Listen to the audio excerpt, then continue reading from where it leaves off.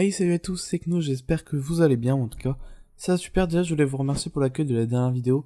Malgré le fait que j'avais quelques problèmes au niveau du son par exemple, on m'entendait pas très bien, ou de la qualité de vidéo, elle a été assez bien accueillie, ça me fait super plaisir. Aujourd'hui on va parler d'un manga, on va parler de Why Nobody Remember My World. Déjà il est sorti assez récemment, et c'est vraiment un manga qui a un potentiel énorme au niveau du scénario, donc on va tout de suite commencer. Alors que la grande guerre pour la suprématie globale qui oppose 5 races soldats par la victoire de l'humanité menée par le héros Sid, on va suivre l'histoire de Kai. Kai qui assure aujourd'hui la surveillance des tombeaux où sont enfermées les 5 races. Mais soudain, alors qu'il discutait avec les amis, il va être téléporté car le monde a été réécrit. Donc il va être téléporté dans un autre monde où ses amis ne le connaissent même pas et même le héros Sid n'existe pas. Donc les humains n'ont pas remporté la guerre. Les dragons et les démons dominent la surface et les humains sont obligés d'être cachés et même certains sont aujourd'hui des esclaves. Donc on va suivre l'histoire de Kai qui lui va essayer de réécrire le monde à sa façon en tentant de remettre en place le monde dans lequel il vivait avant. Et ça, c'est incroyable. J'avoue que le scénario, j'ai vraiment kiffé de fou. Au début, je me demandais comment ça pouvait être mis en place. Par exemple, le monde, comment il va être réécrit, etc. Et pour le coup, le tome 1, il m'a bluffé. J'ai été incroyablement surpris parce que j'ai surkiffé le tome 1. Et vraiment, c'est incroyable. Notamment parce que les personnages sont vraiment bien développés. C'est-à-dire que pour l'instant, actuellement, alors j'ai les 3 premiers tomes. Le tome 1 est sorti au mois de mars, il me semble. Le tome 2, le 10 juin. Et le tome 3, le 1er juillet. Et le tome 4 sort bientôt, je crois, c'est au mois de septembre. Et pour l'instant, les tomes 3, bah, franchement, il y a les personnages. Il n'y a aucun personnage qui est vraiment mis en second plan, pour le coup. Et genre, ils sont tous à peu près. Il y a une petite histoire derrière eux, parce que, bah, au final, ils étaient tous dans le monde du héros avant, même si là, ils ne le reconnaissent plus. Et ça, j'aime beaucoup. Aussi, on a le dessin. Le dessin du manga est incroyablement bien dessiné. J'aime beaucoup. Il y a une patte. Enfin, il a quelque chose, cet auteur, qui fait que c'est incroyable. Les combats sont vraiment magnifiques. Il y a absolument tout qui va.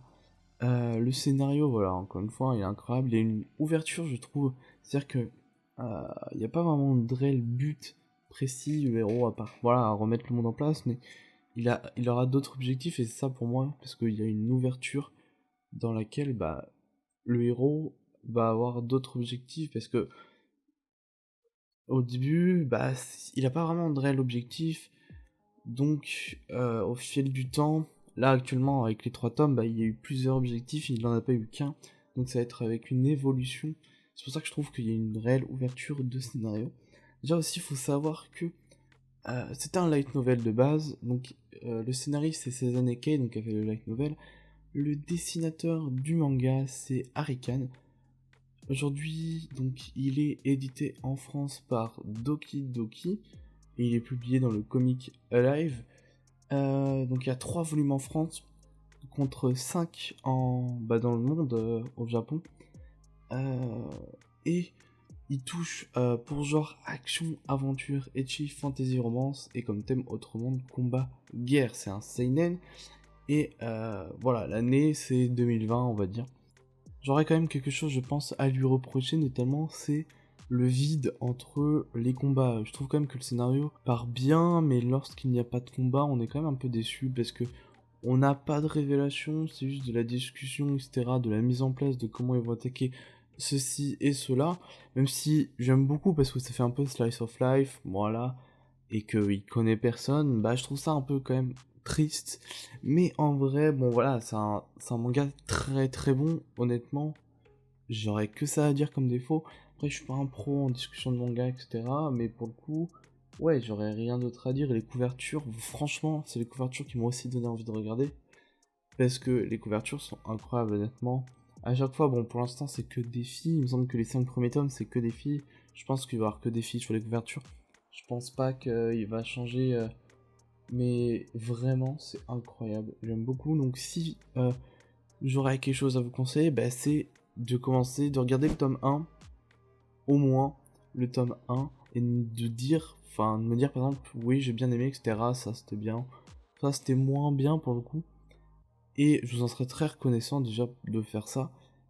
Et si vous aimez, bah autant continuer la série quoi, parce que c'est incroyable et c'est tout en fait, c'est juste ce que j'ai à dire. Donc c'est tout pour la vidéo, si ça vous a plu, n'hésitez pas à mettre un petit pouce bleu et à vous abonner. Merci aux youtubeurs qui m'aident aussi en me donnant des conseils, ça fait super plaisir, notamment Soken. J'aime beaucoup ce youtubeur et il m'aide énormément, c'est super sympa de sa part. Donc ciao.